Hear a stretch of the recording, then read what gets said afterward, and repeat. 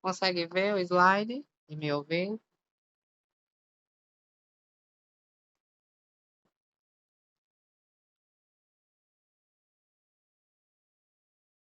Oi,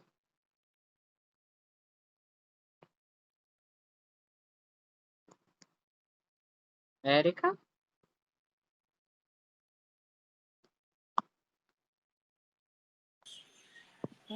Oi, Anne. Consegue ver e ouvir? Sim, consigo. Certo, pois vamos lá. Dando continuidade à nossa disciplina, né, de saúde mental 2, a unidade 3. Nessa aula, nós vamos falar sobre consumo de tabaco, álcool e drogas ilícitas, bem como abstinência, né, alguns transtornos alimentares.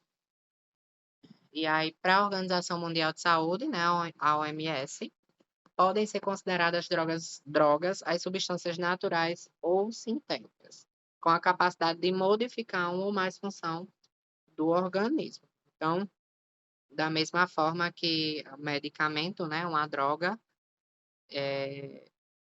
lícita, né, sintética ou natural, mas para a OMS, né, o conceito de droga é a substância que ela tem a capacidade de modificar uma ou mais funções do organismo. As alterações dependem das características da composição da droga, né, as formas de uso, quantidade de tempo, e também das características de quem utiliza, pois pode provocar os efeitos diferente em cada indivíduo. A questão de efeitos colaterais, né, de efeitos adversos, depende de cada organismo. Tem gente que não sente reação nenhuma, tem gente que já só em tomar, enfim, é muito automático, né? Já sente, já passa mal, enfim, alguns dos efeitos aí colaterais comuns. E aí, os efeitos, elas podem ser estimulantes do sistema nervoso central, que podem causar a sensação de euforia, aumento da pressão e frequência cardíaca, descontrole emocional e perda de noção da realidade, como, por exemplo, a cocaína e o crack, né? Aí já falando de drogas ilícitas, que é o assunto da aula. Depressoras do sistema nervoso central podem levar ao relaxamento muscular, perda dos reflexos, sonolência, maior resistência à dor, diminuição da capacidade para dirigir, da capacidade de aprendizagem na escola, irritabilidade no trabalho. São exemplos de álcool, né, maconha e medicamentos para dormir. Então, como a gente viu, drogas lícitas ou ilícitas, o medicamento entra aí também, né? Que vai entrar aí a questão dos benzodiazepínicos, que a gente vai ver já já, que também, né, causa essa sensação aí de sonolência, de sono, de dependência, que inclusive quando se faz quando se é para parar do uso, né? Tem que se fazer o desmame, o que a gente chama de desmame, não pode se parar do nada, né? Porque entra em estado de abstinência como uma droga ilícita, né? Tem aí essas situações. Deixa eu comer em cima aí. Alucinógenas, né, que causam distorções de audição, visão, tato, paladar e olfato. Alucinações, delírios, paranoia, são exemplos do êxtase e LSD. Então, como o próprio nome já fala, alucinógenos, né? De alucinações. Tem gente que vê bicho, tem gente que vê, vixe, tanta da coisa, já ouvi relatos de tanta da coisa, que vê gato sorrindo, que vê que tá não sei aonde, muita coisa. E aí, literalmente, essas sensações alucinógenas. A pessoa acaba saindo do mundo Sim, mesmo, né? né? Exatamente. Ai, que ódio. Olha essa ligação. Exatamente, né? Foge totalmente da realidade, diferente de algumas, por exemplo, a maconha, né?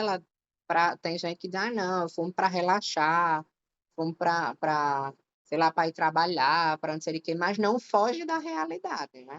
E aí varia de organismo para organismo. Sim. Como é que essa pessoa lida com aquilo? Porque tem gente que fuma para relaxar e ir trabalhar. Eu fico pensando, meu Deus, né?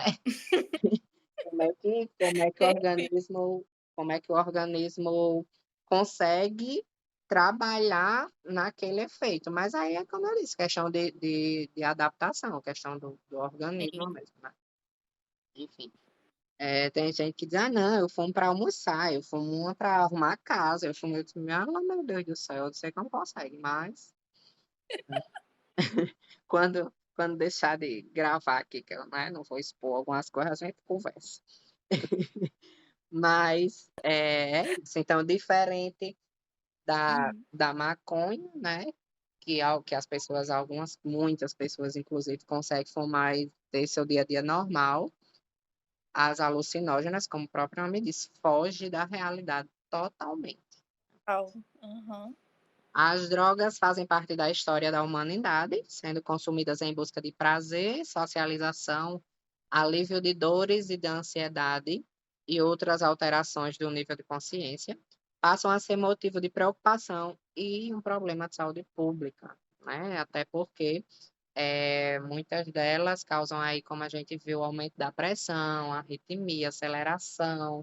Então, tem realmente pessoas que vão a óbito, né, nessas condições, devido aos riscos que oferece a saúde e da associação a problemas sociais.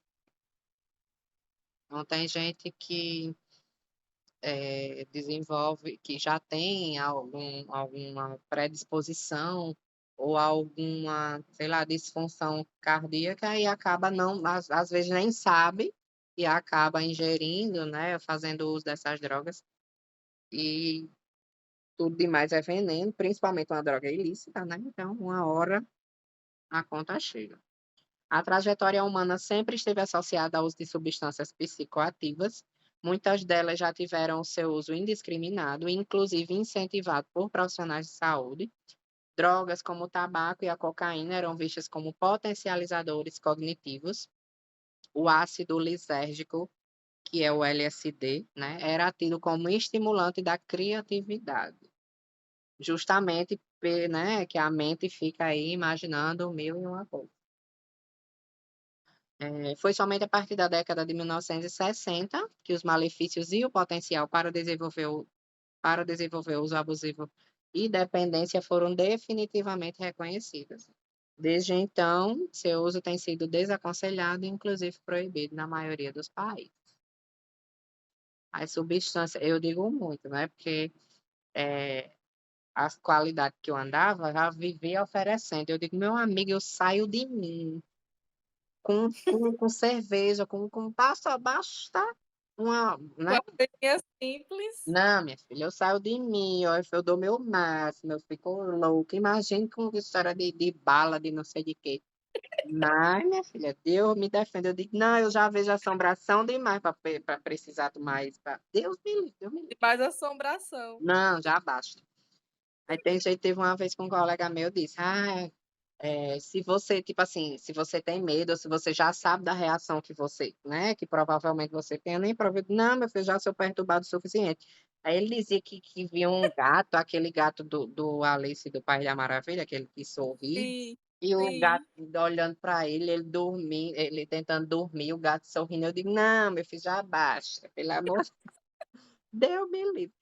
Aí foi por isso. Aparecer coisa feia, Foi por não dá. e foi por isso que eu entendi, né, passei a entender o porquê que, inclusive, é uma das figuras que esse pessoal de rave, do chapeleiro maluco, de não sei de quê, aí eu digo, pronto, esse povo deve ver o Alice no País da Maravilha todo, porque eu É, não tenho deve coragem, viver. eu não tenho, porque eu me reconheço e eu sei. O povo diz, você tem história de influenciar, né? Que aí é outro quesito que é bem, Sim, cada um conhece seu corpo. Eu não, doida como eu sou, o povo dá, não sei o quê. Não, mas eu não, eu sei meu limite, eu sei como eu fico. Então vai da consciência aí de cada um. de cada um.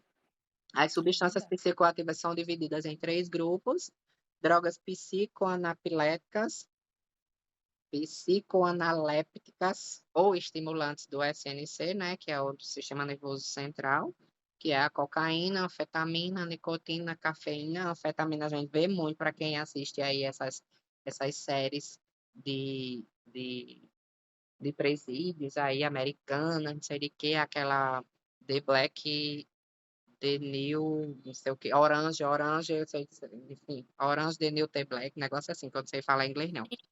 Mas É, vem esse daí muito, mesmo. né, dentro das prisões, né, que essa anfetamina é muito utilizada.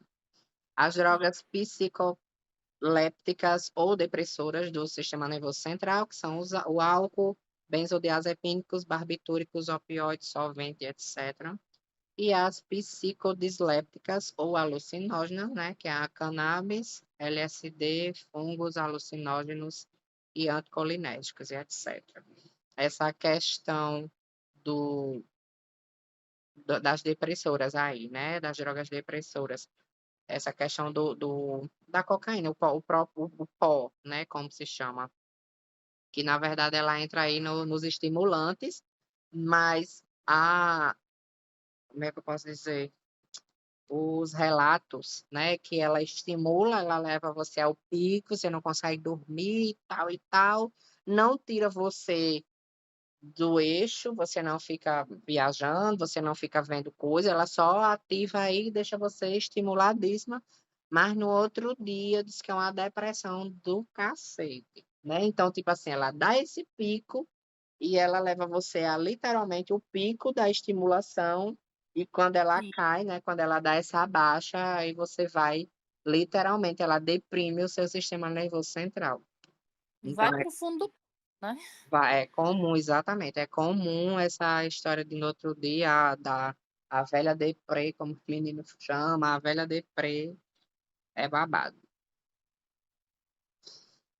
E aí o álcool, né, a substância psicoativa usada, né, em forma mais larga e mais abundante e precocemente, né, a primeira experiência geralmente é na adolescência, é uma das Sim. primeiras drogas que a gente costuma usar na Uhum. vida, e aí trata-se de um depressor do sistema nervoso central, cujo mecanismo de ação neurofisiológico ainda não está totalmente esclarecido.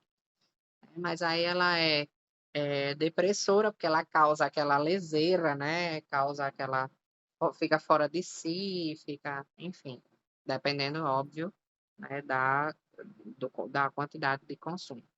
Os achados Uhum. característicos incluem hálito alcoólico, que é podre, a gente só sente quando tá sóbrio que sente da outra pessoa, né, É, fala é horrível. embriagada, hiperemia conjuntival, né, que é os olhos vermelhos, aquela coisa, ataxia e outras alterações de coordenação, com doses ainda mais elevadas, há uma lentificação psicomotora, sonolência e diminuição progressiva do nível de consciência, inclusive com possibilidade de coma, o famoso coma alcoólico, né?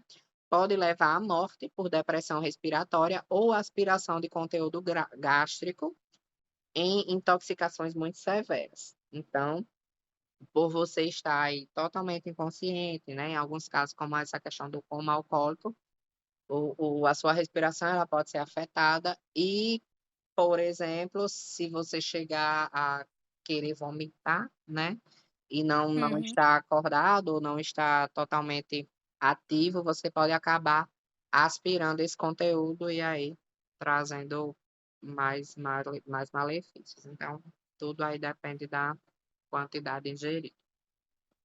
Os benzodiazepínicos incluem uma grande variedade de medicações largamente prescritas, que se diferenciam sobretudo pela meia-vida, possuem uma ação depressora reversível sobre o sistema nervoso central, provocam graus de variáveis de sedação, sonolência e relaxamento. Então, justamente, é aquela coisa que você toma uma dose que você consegue lidar com o dia a dia.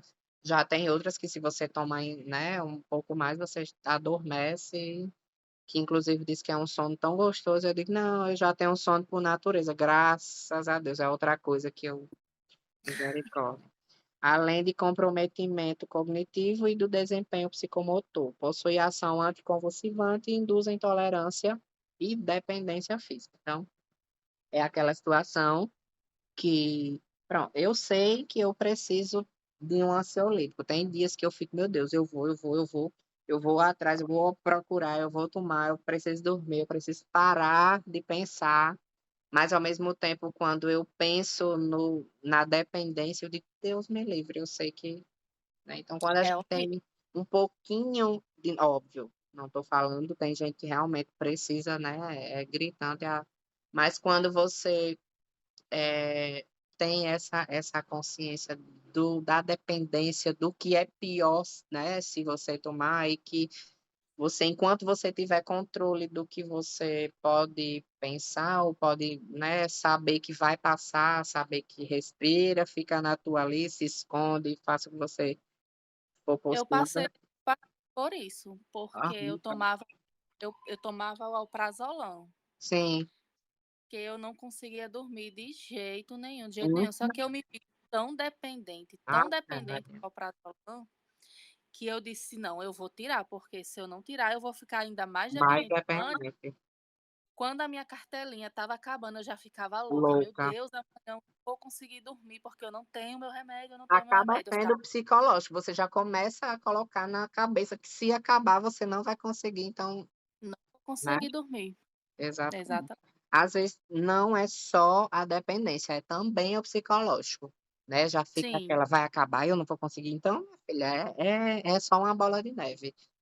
é Eu verdade. eu se ó, graças a Deus que é uma situação que eu consigo controlar ainda, mas pronto, de ontem para hoje eu tô nem consegui trabalhar hoje, assim, bem sabe aquela angústia, aquela coisa que inclusive eu disse nas Sim. aulas passadas, que você não consegue explicar, que é aquela sensação Uhum. mas eu sei que vai passar, eu já consegui hoje há pouco tempo ir para academia, já enfim.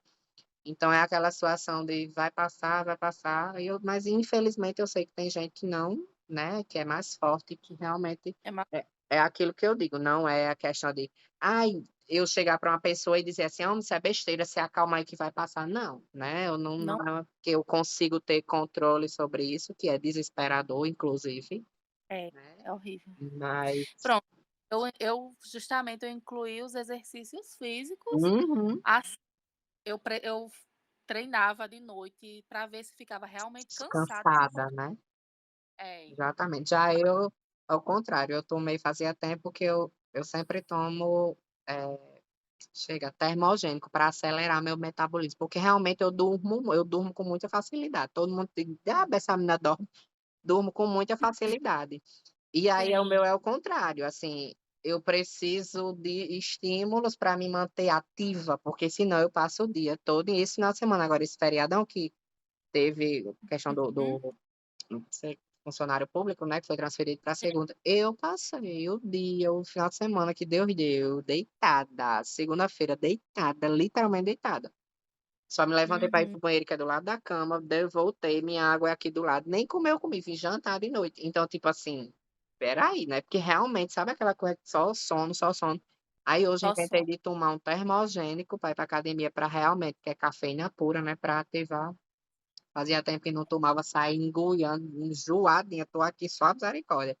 Mas É. fiz o que eu precisava fazer e é isso, vamos um dia por vez, né, é Uhum. babado.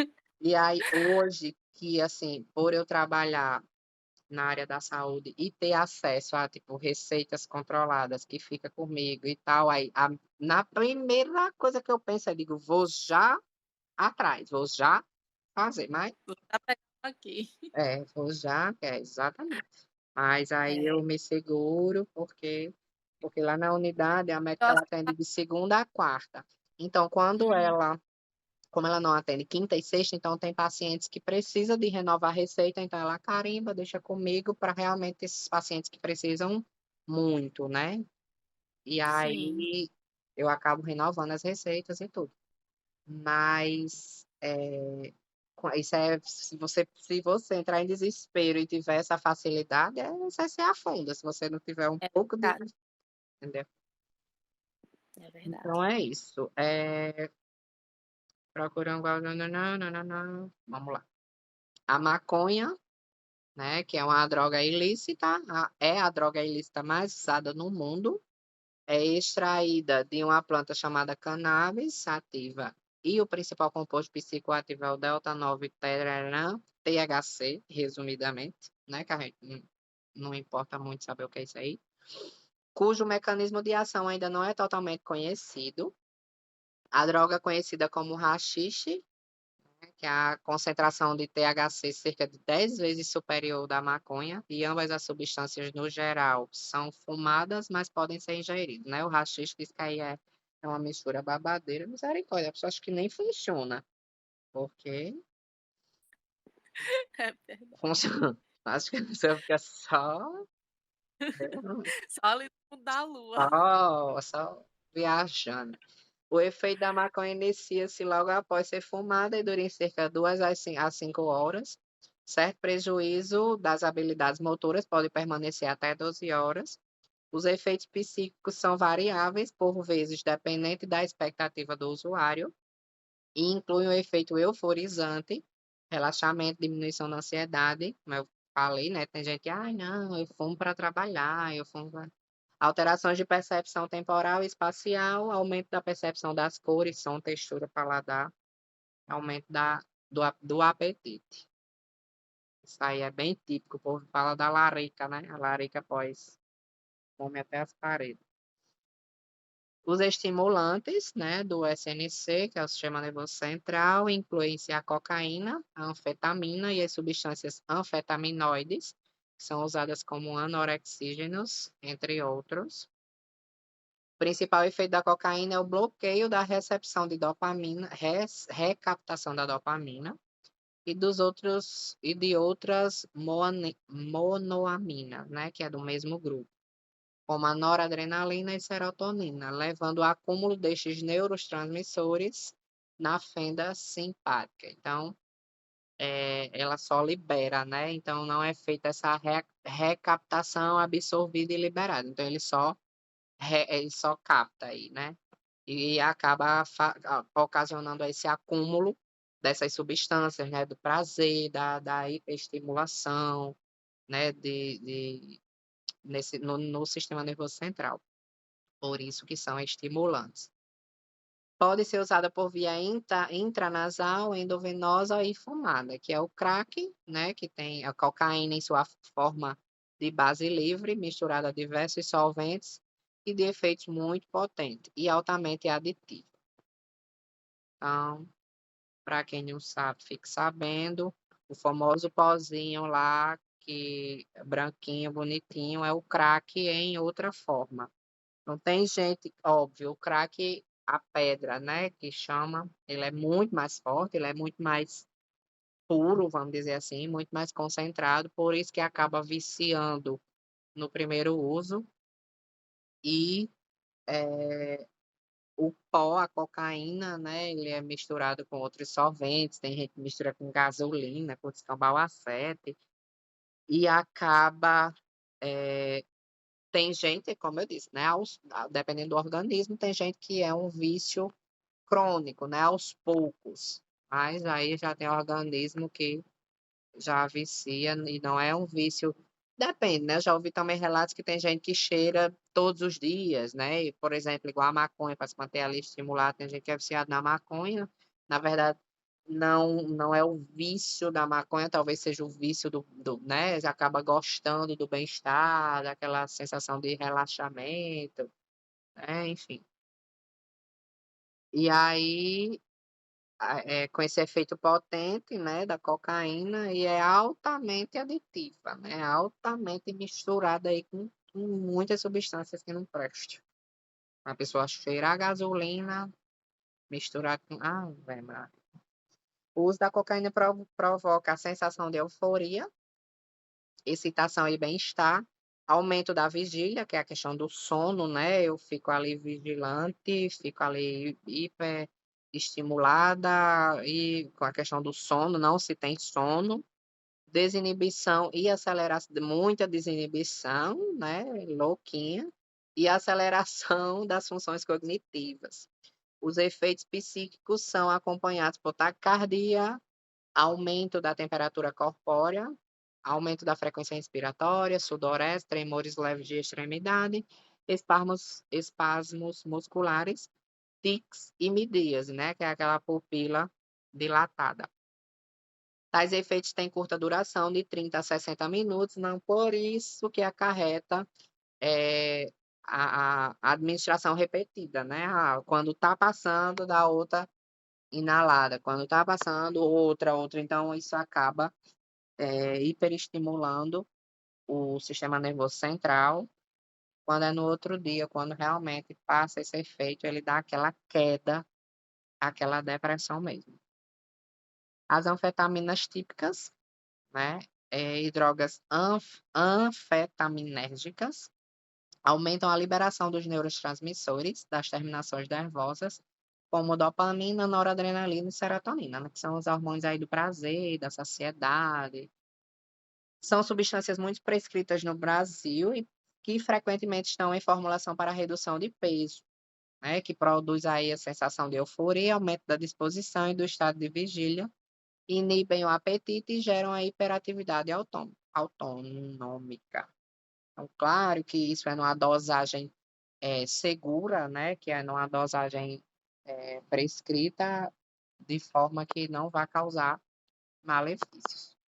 Mas, para dar essa sensação aí de sensação chega, meu Deus. Ai, meu Deus.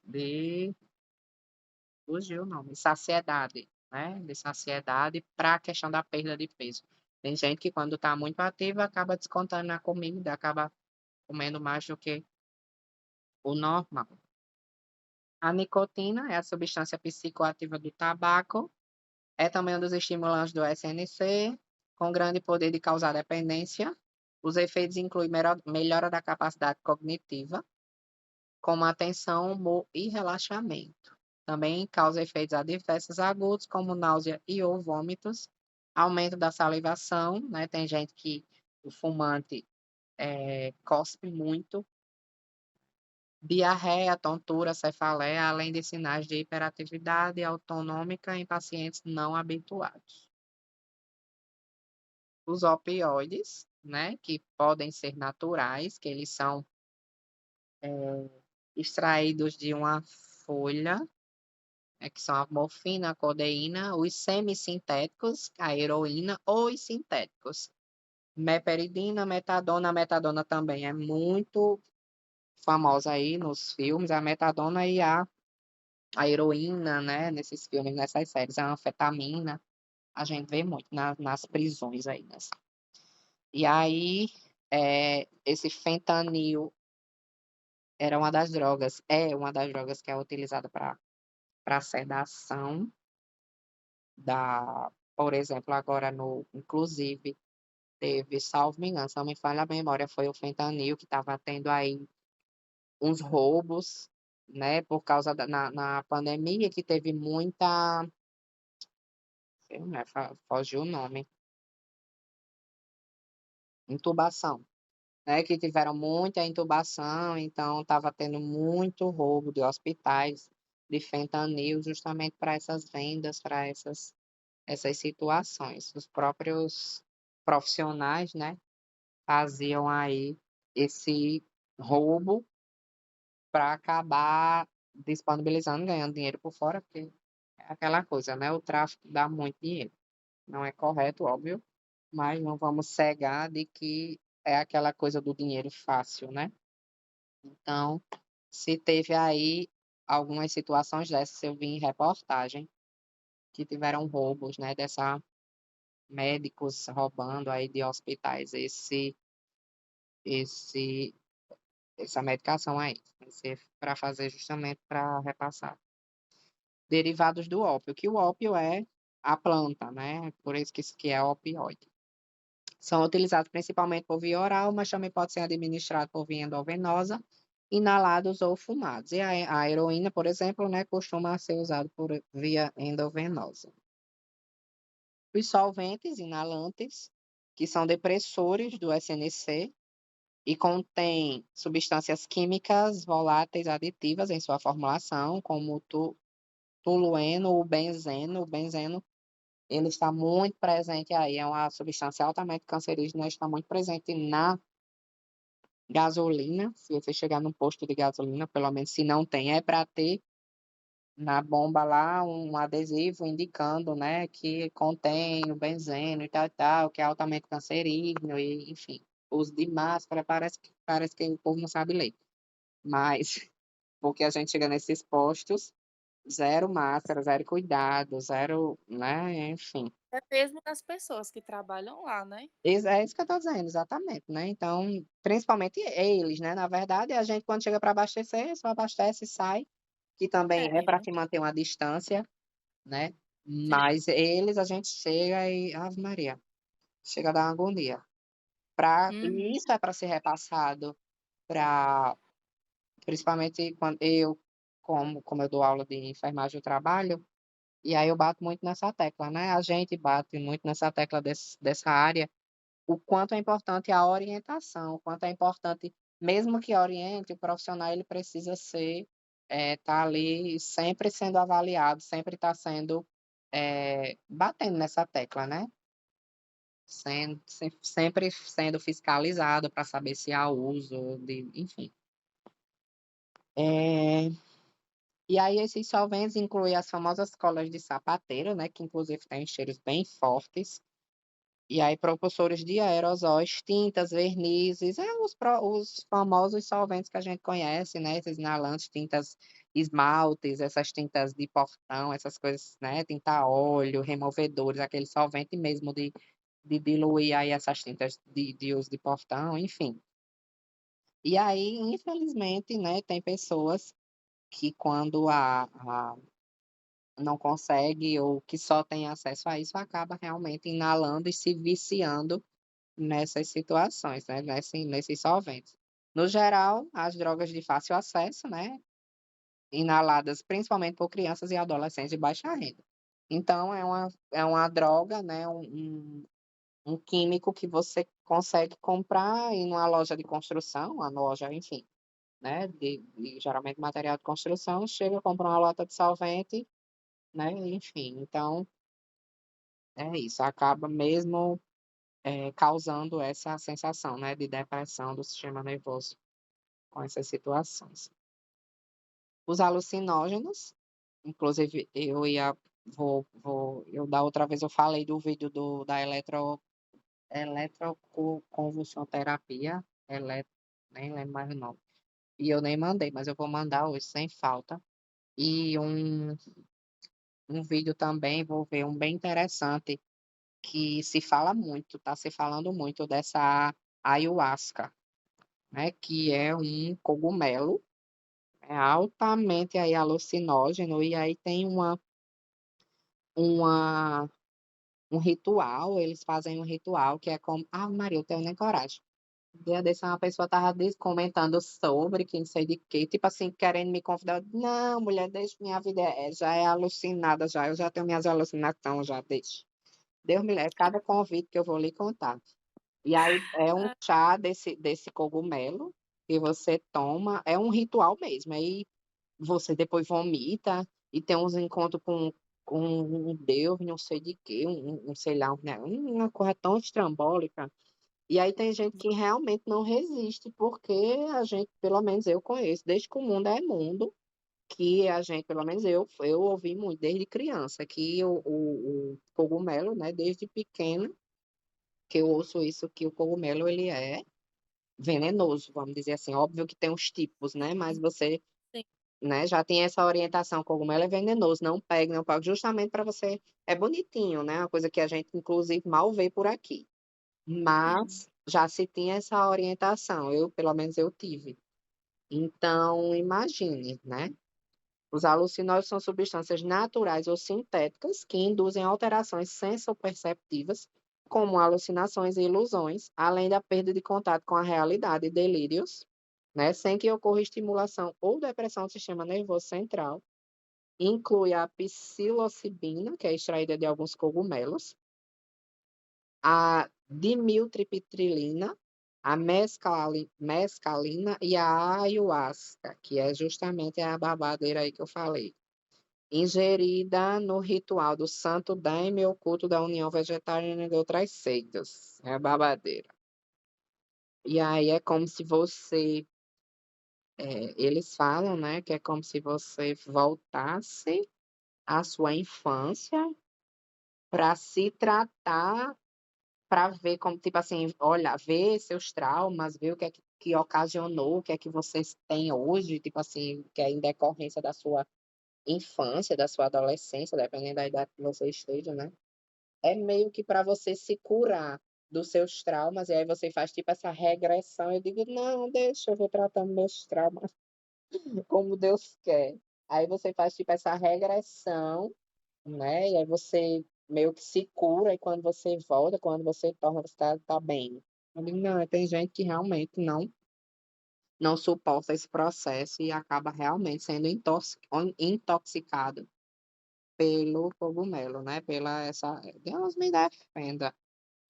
O alucinógeno sintético mais conhecido, né, é o ácido lisérgico, que é o LSD. Algumas outras substâncias, em geral, em altas doses também são passíveis de induzir efeitos alucinógenos, como anticolinérgicos, exemplo, biperidem, que é uma medicação, inclusive, bem conhecida. O êxtase, né, mais comumente conhecido, a anfetamina sintética com propriedades estimulantes usada sob a forma de pílulas. É o principal mecanismo de ação, né, o seu principal mecanismo de ação é no sistema serotoninérgico, e os efeitos se iniciam a cerca de 30 minutos após a ingestão, com aparecimento de sensação de intenso prazer, e aumento da percepção sensorial. Então, é aquela realmente estimulação aí bem flash, né, bem rush, chega ao pico aí em 30 minutos você já tá loucona. A seguir, como eu tinha falado, né, citei o exemplo da cocaína, do pó, do famoso pó, né, que dá esse estímulo e depois ela dá essa baixa, e aí a seguir dessa hiperestimulação, ela segue uma fase de platô, que esse platô é, resumidamente, essa baixa, né, essa cessa, ele dá uma pausa, então, no que com duração de 3 a 4 horas. Então ele dá um pico, em 30 minutos você tá lá, quando vai passando o efeito, ele dá aquela pausa e você fica tipo, né, só a bosta. Com duração de 3 a 4 horas, cujos principais efeitos são psicológicos, como a alteração da percepção temporal, tipo, onde é que eu tô, né, sabe, viajando, aquela famosa viagem, diminuição da agressividade e do cansaço, alterações de percepção visual, mudança de discurso e aumento da consciência das emoções, necessidade de aumentar a interação pessoal com profundo sentimento de empatia e sensação profunda de conexão com o mundo. Então, você fica ali meio que carente, você fica procurando na mesma hora que você fica loucona, agressivo, tal, não sei de quê, quando dá essa pausa, você fica realmente bem depressivo, né, aquela sensação de: "Que é que eu estou fazendo aqui?", né, bem depressivo mesmo. Tentando entender a situação, por que eu fiz isso e tal. As complicações agudas potencialmente fatais inclui hipertermia, reconhecida como a complicação que oferece maior risco, né, o aumento aí da temperatura, delírio, nistagmo, crises hipertensivas, pré-cardialgias, né, questão aí que envolve bem sistema cardíaco, arritmias, hepatites, né, tóxicas, convulsões e coma.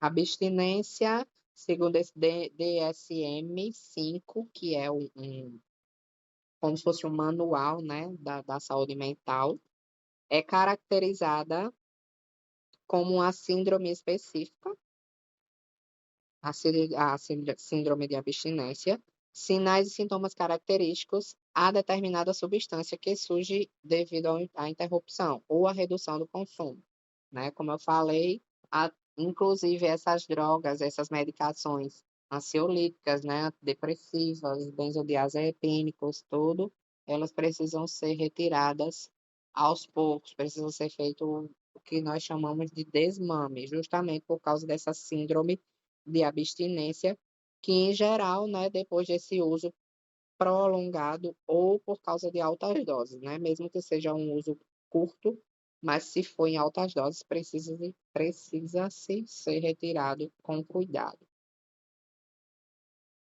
E aí o álcool, né, dependendo da sua gravidade, tem alguns sinais e sintomas de abstinência, sendo eles, com a gravidade leve, são tremores, irritabilidade, ansiedade, insônia, náuseas e ou vômitos. Tempo médio de abstinência de 6 a 8 horas. Óbvio que isso aqui, como a gente falou há pouco tempo, é uma pessoa que ela faça uso contínuo, né? Uma pessoa não é, eu vou entrar em abstinência porque eu bebi ontem e hoje eu estou em abstinência. Não, né? É uma pessoa realmente o alcoólatra, né? Ela que faz uso contínuo, ou que tem gente que diz assim, fulano passa 3 meses bebendo, depois para, e passa, mas realmente ela, mesmo que seja em pouco tempo, ela passa um mês bebendo, ou se não passa uma semana, 15 dias, depois volta como se nada. Mas ela fez o uso, né, em altas doses, com uma certa frequência, e quando para, pode-se ter sim essa síndrome de abstinência, mesmo que leve, né? E a moderada, a intensificação dos sintomas acima, hiperatividade autômica, alterações sensoperceptivas e convulsão, né, de 12 a 24 horas. E a grave já entra aí por delírios, né, o agravamento dos sintomas acima, os tremores se tornam mais grosseiros, né, as percepções ficam, as distorções de percepção ficam mais intensas, já não consegue se executar mais essa questão da atividade psicomotora, fica mais trêmulo, como a gente vê aí com mais frequência. E aí o tempo médio de 72 horas, né? Uma pessoa que realmente faz uso, um alcoólatra, né? Que para aí, tem o seu uso aí interrompido por 3 dias, né? Que 72 horas, ele pode ter esses sinais e sintomas de abstinência grave.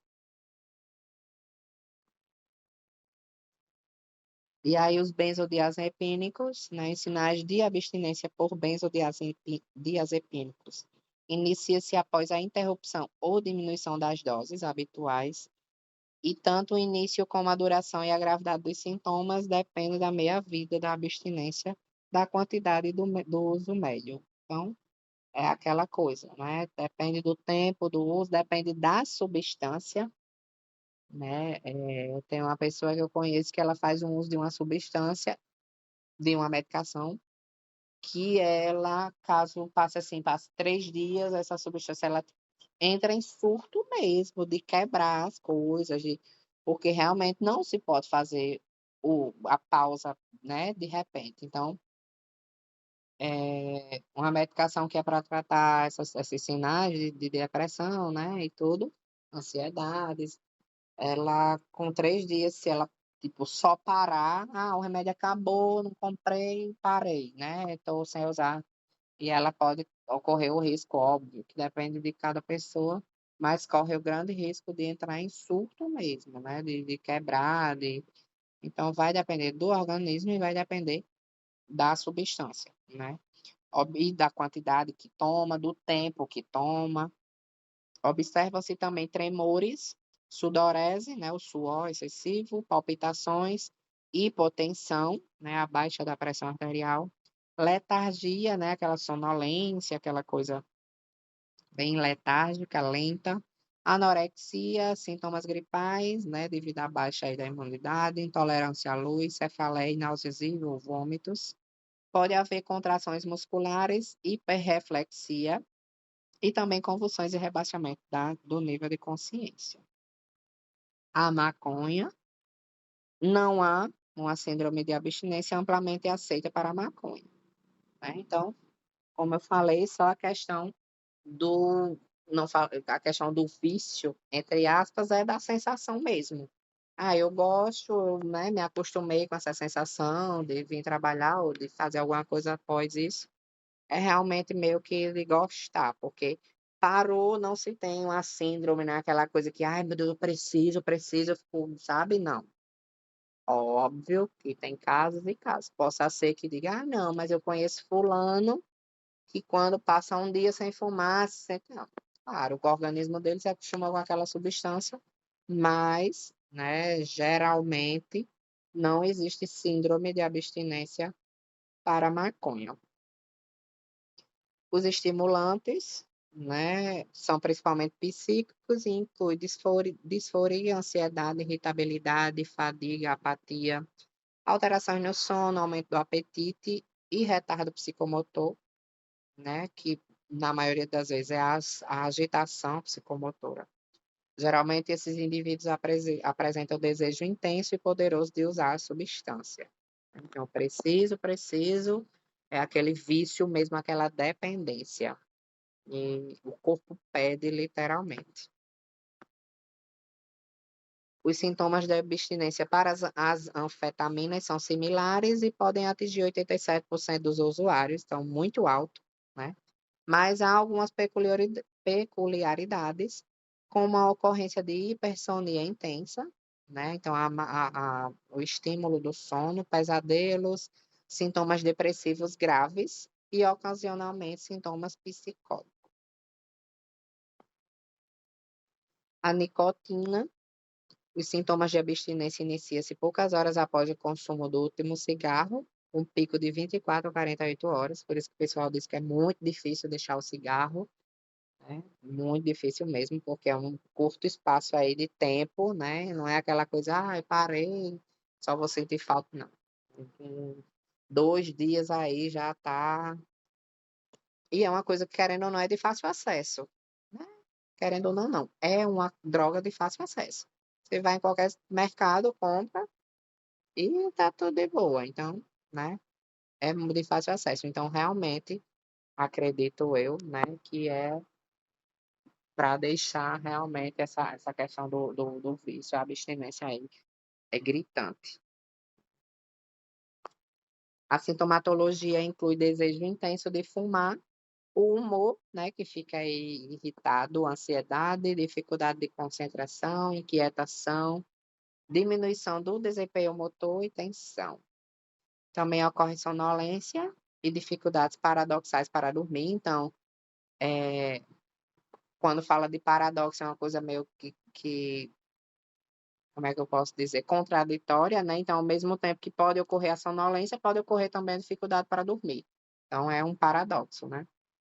Diminuição da pressão sanguínea e da frequência cardíaca e aumento do apetite e ganho de peso. A ocorrência de sintomas de abstinência pode ser decisiva para a recaída.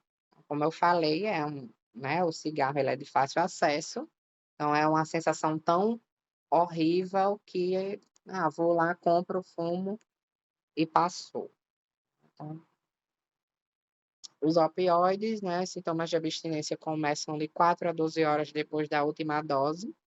Os achados mais frequentes são os desejos intensos de usar a substância, né? É a mesma coisa, humor disfórico, irritabilidade, bocejo, sudorese, insônia, midríase, que são os olhos, né, dilatados, fraqueza, tremores, e aí ele já entra com muito mais sintomas, né? Cãibra, desregulação da temperatura, óbvio que é bem mais forte. A duração da síndrome de abstinência guarda relação com a meia-vida. Meia-vida é o tempo, né, que a substância está agindo no organismo. Por exemplo, o organismo ele faz efeito, vamos supor, a meia-vida do antibiótico, do antibiótico, eu lembrei do antibiótico, a meia-vida de uma medicação é o tempo que mesmo, eu falei do antibiótico porque foi o que me veio à cabeça, que você tem que tomar um antibiótico bem certinho, né, de 12 horas, bem regularzinho. Só que aí toda medicação ela tem uma meia-vida. Por exemplo, passou das 12 horas, qual é a meia-vida de tal? Ah, não, passou das 12 horas, ele ainda está atuando no corpo por mais 4 horas. Por exemplo, isso é a meia-vida da medicação. É o tempo que, entre aspas, mesmo passando ali o tempo que é disposto ali na bula, ele ainda está no organismo fazendo um efeito. Então, passou realmente esse efeito aí da minha vida, da substância, ele já começa essa síndrome, essa duração dessa. É a duração da síndrome de abstinência. E aí, para usuários de heroína, pode durar até 15 dias, né? A heroína está atuando aí no corpo, dependendo da quantidade de administração, do tempo, do uso, da dosagem, e aí ele pode estar aí atuando no corpo até 15 dias. Os solventes, né, há algumas controvérsias quanto à existência de síndromes de abstinência para solventes. Então, não é nada muito. Ainda existe algumas coisas que dizem que existem, outras que não, então não é nada ainda comprovado. Alucinógenos também não há uma síndrome de abstinência para este grupo. E aí existem os exames toxicológicos, né, para descobrir aí o tipo da droga, geralmente daqueles atletas, né? Por exemplo, é feito aí esse exame toxicológico. Esse aí eu coloquei porque ele é mais específico, mas na apostila de vocês tem falando sobre outros exames, sobre exames de neuroimagens, sobre exames de sangue mesmo, que são os de rotina, que a gente chama, colesterol, né? Triglicerídeo, né? Mas aí eu foquei nesse daqui para não ficar muito texto, muita informação, já que na apostila de vocês já tem essa tabelinha. E aí também existem os exames de neuroimagens, por exemplo. Também para ver, né, como é que anda as atividades do cérebro de acordo com a atividade de cada substância dessa. E os benzodiazepínicos, cerca de 30 dias, né, se eu fizer o uso até 30 dias após, eu consigo diagnosticar aí na urina. A maconha, cerca de 1 a 3 dias para uso eventual. Então, se eu uso aqui e acolá, se eu usei hoje, por exemplo, eu consigo ainda, de 1 a 3 dias, eu consigo ainda detectar na minha urina. Mas se eu uso todos os dias, toda hora, aquele pique, né, cerca de 30 dias para uso crônicos. Então, ainda por um mês, se eu uso todos os dias, mas, por exemplo, eu parei hoje, ainda com um mês eu consigo detectar essa toxicologia aí pela urina. A cocaína de 1 a 3 dias, anfetaminas de 2 a 4, heroína de 1 a 3 e metadona de 2 a 4. E aí a gente entra para os transtornos alimentares, né, que são os ditos anorexia e bulimia, que são os realmente diagnosticáveis, né? E aí a anorexia nervosa, que a siglazinha aí, a abreviação é AN, né? E a bulimia nervosa, BN. Então, assumiram aí grande importância nas últimas 3 décadas, com melhor reconhecimento de sua prevalência e consequências. Mulheres com as profissões de bailarina, atletas e modelos apresentam maior risco, obviamente, né, devido ao padrão que tem que se manter de magra, com tal jeito, com tal peso, com tais cobranças, né? Inclusive dizem, já ouvi aí relatos, algumas reportagens do quanto que é sofrido. Acho que a pessoa tem que sonhar mesmo em ser, porque isso que é uma pressão psicológica, realmente é um sofrimento, é uma humilhação em muitas dessas agências aí de modelos, né, para você seguir o padrão que eles determinam que você tem que seguir. Meninas que passam dias sem comer, só à base de água, desmaiam, passam mal, né, enfim. E a anorexia nervosa caracteriza-se por um padrão de redução extrema da alimentação ingerida, de forma consciente e deliberada, em busca de um ideal corpo, né, e medo exagerado de engordar, levando a vários graus de emagrecimento. Alterações endocrinológicas estão presentes, como a menorreia. A menorreia é a falta da menstruação, né, nas mulheres, e desinteresse sexual e diminuição do desempenho entre homens, né? Até porque não só se tem o grupo feminino, né? Não só se tem mulheres. Embora seja um grupo de maior porcentagem, porque, né, nós mulheres nos preocupamos mais com essas situações de corpo, tem que estar de tal jeito, principalmente agora depois dessas benditas redes sociais, né, que a gente se compara muito, porque fulano é assim quando vai ver na vida real. E agora eu lembrei de um meme, Photoshop. é, e agora eu lembrei de um meme que diz assim, Meu amor, eu não lembro a frasinha, mas eu posso não sei tal coisa, mas quando eu saio eu levo o corpo que eu posto. É tipo isso, né? Porque hoje a gente tá cansada de ver uma coisa na rede social e quando vê pessoalmente que molesta é essa, né? É outra pessoa totalmente diferente. Então, meu Deus, meu filho chegou. Ele lá usa junk. E aí, infelizmente, né, a gente se compara muito nessas situações. E aí as mulheres, principalmente, estão sempre em busca dessa perfeição ou desse padrão, né, de atingir esse padrão. E mais também os homens, principalmente porque há essa questão de homens também que entram nessa vida de modelo, né, nessa vida de modelo, enfim, de rede social, que agora também tem essa questão do padrão, né, para os homens também. Deixa eu só ver quem é. Que é que você quer?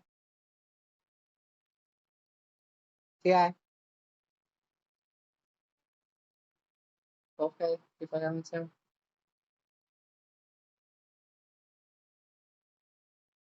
Pois vá brincar lá no seu quarto que eu tô dando aula.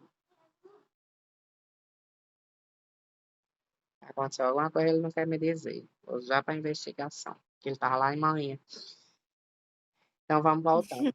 É, então, né, a questão da ausência da menstruação, né, tudo que é A, né, sem é falta, então a amenorreia, a falta da menstruação nas mulheres, até porque mexe com os hormônios, né, mexe com tudo, os hormônios eles são bastante responsáveis por muita coisa no nosso organismo, funcionamento. Inclusive, é uma coisa que eu sempre falo, as pacientes chegam, ai, mulher, minha menstruação não desceu, e não sei de quê. E eu digo, mulher, enquanto eu sei que é difícil, né? Porque, como eu sempre falo, nossa mente, principalmente porque a gente está em saúde mental, nossa mente controla tudo. E eu já disse isso em aulas anteriores, nossa mente controla tudo. Ai, vai doer se não vai, se a dor é assim, se a dor é... Controla tudo. Vai depender do que você colocar na cabeça. Então, tem gente que fica apreensiva, "ai, minha situação não desceu", e não sei de quê, não sei de quê. E, por exemplo, é muito, muito comum mulheres que tá com esse medo, essa não sei o quê, e quando faz o teste que vê que dá negativo, aí relaxa e automaticamente a menstruação desce. Eu disse: "Eu não disse a você, eu sei que é difícil", porque fica nessa, né, principalmente para quem não deseja engravidar, nessa tensão, nesse medo, né, por algum descuido e tal, enfim, então a mente fica, né, enquanto você não relaxar, não vai descer. E aí acaba que, como eu falei, os hormônios, né, a emoção, tudo influencia. E aí, os homens é a questão do desempenho sexual, né, que também entra aí a questão dos hormônios. A desnutrição causada por essa redução de ingesta, né, autoimposta, é a principal causa de morte desses pacientes. Obviamente, né? Se você não está se alimentando bem, se você não está nem se alimentando bem. Nesse caso, eles realmente reduzem extremamente, não se alimentam, né? Que realmente é um transtorno. Então, obviamente, o organismo vai para o beleléu. O limiar de peso abaixo do esperado é definido por menor do que 85% do peso esperado. E aí é feito aquela questão do índice de MC, né, que é calculado com o peso dividido por altura, né, em metros ao quadrado. É o cálculozinho que se faz de MC. E aí tem aí os scores, né? E aí quando se tem aí menor igual ou menor de 17,5 quilos, né, por metro quadrado, é considerado aí já um transtorno alimentar na questão da anorexia. E é segundo essa classificação internacional de doenças. A anorexia é dividida em dois subtipos clínicos de acordo com a presença ou ausência de compulsão alimentar e comportamentos purgativos, tipo purgativo ou compulsão periódica e tipo restritivo. Então, é aquela coisa assim, o purgante, como o próprio nome já fala, é de repugnar, né? De nojo, de essa coisa, né? Ou aquela compulsão periódica, né? Que você tem aquela compulsão periódica, come, depois para de vez, ou tipo totalmente restritivo, né? Restringe aí o que pode gritantemente. Oxe, repetiu a mesma coisa. Eu ia apagar e esqueci. São muito frequentes os seguintes achados: comentários, né, autodepreciativos sobre estar gordo, apesar da perda inconsiderável de peso. Então é aquela coisa de sempre achar que está gordo, mesmo que esteja, né, parece que distorce a visão aí, a mente distorce. Sempre você está se achando gorda. É óbvio que é fato, você se olhar para o espelho e não está de acordo com o que você almeja, do que, né, talvez dos padrões, ou de que você olha, não, ou nem sempre dos padrões, mas o que você quer para você mesma. Eu não quero estar dessa forma, ainda estou gorda para o que eu quero. Então, isso ainda é normal, desde que não seja ao extremo da forma que a gente está vendo agora, né, nesses slides anteriores, né, de restringir aí né, ao ponto de ocasionar danos. Preocupação constante com a comida, né, calorias, com gorduras, aquela bitolagem que só tem que comer isso, que só pode comer aquilo, obviamente também, que tem gente que sente o prazer, que gosta, que precisa, né, se ter aí esse cálculo de pesar, tem que comer tantas calorias por dia, carboidrato, eu não tenho paciência. Se eu for depender de uma balança para comer, é difícil, viu? Mas, ó, tem pessoas que precisam realmente desse controle, mas tem mesmo pessoas que não precisam, que está ali dentro do peso esperado, né, dentro do IMC, e fica com essa sensação de que tem que ser tudo regrado, tudo pesado, assim. Os hábitos alimentares restritivos, como recusa de ingerir tipos específicos de alimentos, e a progressiva eliminação de categorias de comida, como, por exemplo, não come de jeito nenhum gordura, não come de jeito nenhum carboidrato.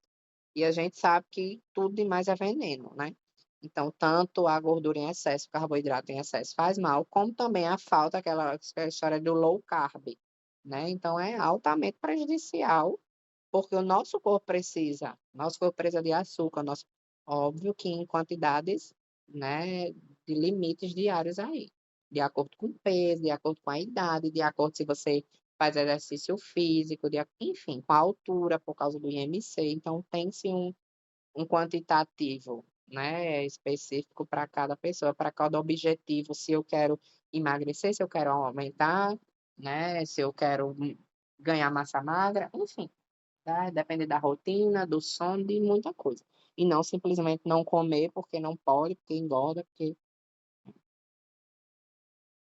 desenvolvimento de rituais alimentares, por exemplo, a organização de comidas no prato, né, de forma que dê a impressão que há mais comida do que realmente há, cortar a comida em pedaços muito pequenos, mastigar a comida por um período excessivamente longo e comer em uma ordem restrita.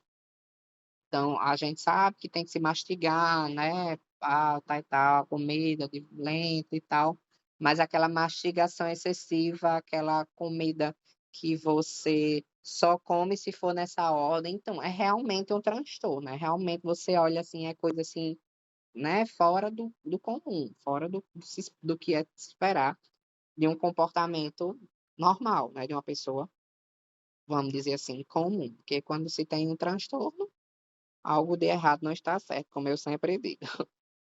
Comportamentos que indiquem que perda de peso, regime e controle da ingesta alimentar tenha se tornado a primeira importância.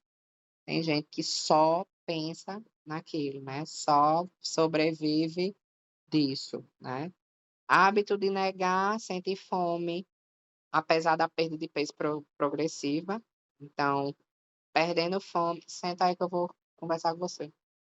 Já, já. Então, mesmo que esteja perdendo peso, né, mas não estou com fome, não estou com fome, nega-se sentir essa fome. Preferência para roupas largas que disfarcem a perda de peso. Esquiva-se a refeições em família, né, justamente para não ter esse contato social, essa coisa da família perceber a forma que se alimenta, o tipo de comida que se alimenta, ou se alimentou ou não. Necessidade de seguir uma intensa, geralmente excessiva rotina de exercício, a despeito do clima, de lesões musculares ou estado de saúde. Então é tipo, não importa se eu vou me lesionar, não importa se eu tô, né, se eu vou adquirir aí uma lesão muscular, se eu vou realmente levar meu corpo à fadiga, enfim, à base de todo custo, eu estou ali a necessidade intensa, excessiva de estar me exercitando, né, independente de qualquer situação, se meu corpo está lesionado ou independente da forma, independente do exercício, eu estou ali levando meu corpo à exaustão. Tendência ao isolamento social e esquiva de amigos e familiares, né, obviamente, tanto porque tem esse transtorno, vai levando à questão do isolamento, por não querer que as pessoas identifiquem, né, que está muito magra, observe também, porque isso mexe com tudo, né, com psicológico, com humor, né. Irritabilidade, como eu acabei de falar, intolerância, né, hostilidade, não compartilhamento de projetos, então as pessoas mais próximas sentem isso, né, e aí automaticamente ela se isola para que as pessoas não percebam. Dificuldade de concentração, queixas de fraqueza e síncope, que são os desmaios. A bulimia nervosa, né, que foi descrita por Gerald Russell em 1979, e vem da união dos termos gregos boi ou bo, de grande quantidade, com lemos, de fome, né, ou seja, uma fome muito intensa, o suficiente para devorar um boi. Então pode-se, talvez, né, não sei, vamos supor que pelo termo é aquela coisa, estou com fome de comer um boi, talvez venha desse termo. Um episódio bulímico é definido pela ingestão em um período limitado de tempo, em uma quantidade de alimento definitiva maior do que a maioria dos indivíduos consumiria sob circunstâncias alimentares, ou similares, perdão. Então, é aquela sensação de o anorexo ele não come, né, excessivamente aí a exclusão, ele não come mesmo, reduz aí excessivamente o uso a ingestão de alimentos, e o bulímico ele já, né, ele come demais, ele come, tipo, muito, é aquela fome desesperadora, mas no final pesa a consciência, no final ele se sente mal, no final ele quer perder peso, porque ele, entre aspas, né, com aquela alimentação ele vai engordar, então ele acaba estimulando o vômito. Então, a diferença da bulimia e da anorexia é essa: o bulímico, ele come tudo que ele tem vontade, tipo, mais do que, por exemplo, uma pessoa normal, vamos dizer que esse termo, né, nem sei se pode para não levar uma cadeia, mas uma pessoa sem esse transtorno alimentar come é normal que coma uma mulher, por exemplo, óbvio que tem exceções, né, mas uma mulher come, 2 sanduíches, vamos supor, né, 2 sanduíches, um suco, um refrigerante, tal. E essa pessoa come, tipo, 3, 4, né, enfim, coisa assim que foge da realidade para aquela estrutura, né, física, para aquela situação. Uma pessoa que, por exemplo, hum, se alimentou durante o dia e quando, né, chegou, enfim, que foge dessas circunstâncias, né, do que a maioria dos indivíduos comeriam no estado normal, vamos dizer assim. Ela come, é uma fome de comer um boi, mas depois ela se sente culpada, né, ela se sente culpada. Eu faço isso direto, só não estimulo o vômito, né, porque eu não tenho transtorno, mas eu digo: "Meu Deus do céu, diabo, eu não precisava comer disso tudo não". Mas realmente dá aquela sensação, você come e diz: "Não precisava fazer isso", né. E aí no outro dia eu me mato na academia, mas é diferente de uma pessoa que tem o transtorno que ela realmente estimula o vômito. Eh Outra característica essencial, né, o uso recorrente do comportamento compensatório, que é justamente essa indução do vômito. Eu como muito, né, o máximo que eu posso, mas para compensar o aumento do peso, eu vou lá e vomito após ter comido, que é para o meu corpo não absorver as gorduras que eu comia e obviamente não engordar. É meio que, né, um transtorno mesmo. Os efeitos imediatos do vômito incluem alívio de desconforto físico e redução do medo de ganhar o peso.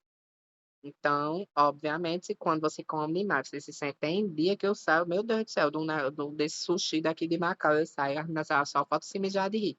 porque eu só chego no caixa suspirando. E aquela sensação quando eu chego em casa, eu digo: "Meu Deus do céu, pra quê mesmo?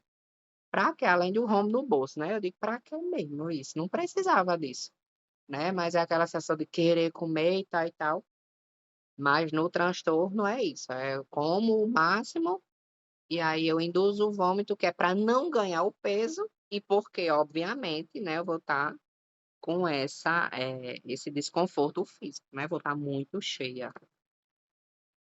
E aí também existe aí o transtorno de compulsão alimentar periódica, né, como o próprio nome fala, é por período. E está incluso também aí nesse manual, vamos dizer assim, né, de saúde mental 5, desde 94, sob a forma de transtorno que necessita de maiores estudos para melhor caracterização. Desde Desde aí tem recebido a maior atenção e se caracterizado cada vez maior como uma entidade clínica.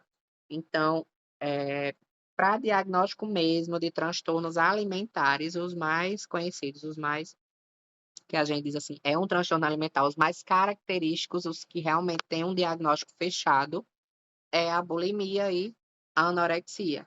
Esse transtorno de compulsão alimentar periódica, ele ainda está sendo estudado, mas que também, né, já está aí incluso nesse manual aí. O comportamento do TCAP, né, é caracterizado pela ingestão de grande quantidade de alimentos em um período limitado de tempo, até 2 horas, acompanhada de sensação de perda de controle sobre o que e quanto se come. Esses episódios devem ocorrer pelo menos 2 dias na semana, nos últimos 6 meses, não acompanhados de comportamento compensatórios dirigidos para perder peso. Então, é aquela sensação de que eu como muito, né, como muito e pelo menos com uma certa frequência aí de 2 dias na semana. Então já por pelo menos esses episódios de comer muito, né, compulsoriamente, muito mesmo, sem necessidade, vamos dizer assim, né, sem um quadro de necessidade maior, pelo menos 2 dias na semana, eu tenho esses episódios durante os últimos 6 meses. Então é uma coisa com uma certa frequência, mas que não exige aí essa questão do compensamento compensatório da bulimia, por exemplo. Então, eu como muito, mas eu não causo a indução do vômito, já a bulimia é o contrário, eu como muito e causo a indução para não, né, para compensar. Então, esse TCAP, ele ainda está em estudo, mas ele não tem esse efeito compensatório, então não pode ser confundido, né, parecido com a bulimia, mas não é a mesma coisa. Os episódios são acompanhados de sensação de angústia, culpa, vergonha e até nojo. Podemos delimitar o quadro em 2 esferas: a subjetiva, a sensação de perda de controle, e a objetiva, a quantidade exagerada do consumo em um curto espaço de tempo, né. Então, aquela coisa, assim, que eu chego como a gente viu, né, em até 2 horas. Então eu me sento num restaurante e em 2 horas eu como, tipo, muito mais do que meu físico, né, ou do que eu conseguiria comer, que é essa perda do controle, a sensação da perda de controle e a quantidade exagerada. Então, são esses meio que esses requisitos. Em 2 horas, ter a perda de controle, comer exageradamente e que esses episódios eles aconteçam pelo menos 2 vezes na semana, né, 2 dias da semana, nos últimos 6 meses. Então, se isso vem acontecendo, é um provável transtorno alimentar que ainda está em estudo, mas que já se entram aí em atenção, que é o transtorno de compulsão alimentar. Chega, fugiu o nome. Deixa eu voltar aqui. Periódico, quer dizer compensatório. Em comparação aos pacientes de bulimia, os pacientes de TCAP costumam apresentar IMC maior e menor intensidade de restrição alimentar, né. Então, não é aquela pessoa que você olha assim e que é realmente magro, né, uma pessoa que está no IMC maior, né, maior do que o esperado. Não há história clínica Desculpa. Na história clínica, relatam inúmeras tentativas prévias de dieta. Então, é aquela pessoa que né, tem várias tentativas de dieta para controle alimentar e sensação de desespero em relação ao descontrole da ingesta. Após inúmeros fracassos, alguns pacientes abandonam tentativas de realizar dieta, né, tipo assim, né, abrir mão mesmo, eu sei que eu não consigo, já tentei, me frustrei, já abri mão, e agora eu vou comer adoidado e enfim, né. História de flutuação de peso, né, que fica entre seus altos e baixos, mais intensas do que nos pacientes obesos sem TCAP. Os episódios compulsivos podem estar relacionados com estresse. Então, isso aí a gente vai ver realmente com muita frequência, né. Eu não digo que eu, por exemplo, tenho esses episódios, mas não vou dizer que é um transtorno alimentar, porque eu me reconheço que eu não faço isso se for um dos requisitos, por exemplo, 2 vezes na semana, durante 6 meses, todo, né, toda semana, não, não tenho, mas realmente tem semanas que quando bate, mas aí a gente vê que é realmente essa questão do estresse, da ansiedade, de realmente descontar na alimentação, né, ou de só querer comer. Agora eu também como até enjoar, é desse jeito, como, sento, que eu vou comer o que eu puder, o tempo que eu dar, saio estufada e saio, eu digo: "Nunca mais", tipo, tão cedo, nunca mais não, né, tão cedo eu sento aqui e como tal coisa, tão cedo mesmo, aí eu passo meses sem comer, enjoada, com nojo mesmo, como a sensação diz aí. E pronto, aí do nada surto de novo, vou lá, como até e aí passa um mês, é tipo isso. Ou senão eu como aquela comida, só quero aquilo. Tem semanas que eu digo: "É só aquele", quase todo dia ou todo dia, só aquele, só aquele. Quando eu paro de vez, enjoo, aí, para eu querer de novo comer aquilo, realmente dá tipo uma repulsa. E aí, mas enfim, eu já, tipo, não tenho transtorno, porque eu me reconheço que eu não, né, não tenho essa frequência, mas meu organismo ele é meio doido quando se trata dessas situações. Mas aí é questão da ansiedade, dependendo do período que eu tô, dependendo, pronto, quando eu tenho essas angústias, esses pensamentos, essas coisas, eu já é o contrário, eu não tenho essa sensação de querer descontar na comida, eu fico sem comer, não sinto fome. Então, cada organismo reage de uma forma, né.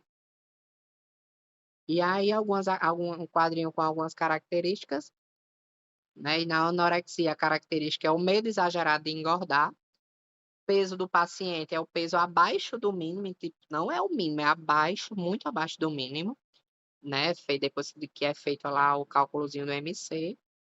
Padrão alimentar, é um padrão de restrição alimentar no subtípico bulímico com episódios de comer compulsório. Comportamento purgativo, no subtípico bulímico, comportamento purgativo com indução de vômitos e abuso de laxantes.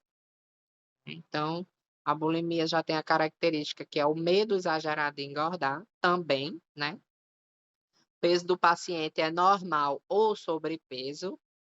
O padrão alimentar é padrão de restrição alimentar, intercalados com episódio de comer compulsivo, né, aquela sensação de descontrole com a ingesta ou grandes quantidades em um curto período, foi o que a gente comentou. E o comportamento purgativo, que é a indução de vômito e laxantes para compensar também a ingesta dos episódios compulsivos. O TCAP, desconforto com o peso e a sensação de descontrole na ingesta alimentar. O paciente, né, tem o peso aí, sobrepeso ou obesidade, menor frequência e intensidade dos episódios de restrição alimentar, episódio de comer compulsivo, sensação de descontrole com a ingesta e grande quantidade em um curto período, e não apresenta comportamento purgativo, né? Não tem essa coisa de vomitar, de laxante, enfim. E finalmente, meu obrigada. E agora deixa eu parar de gravar aqui.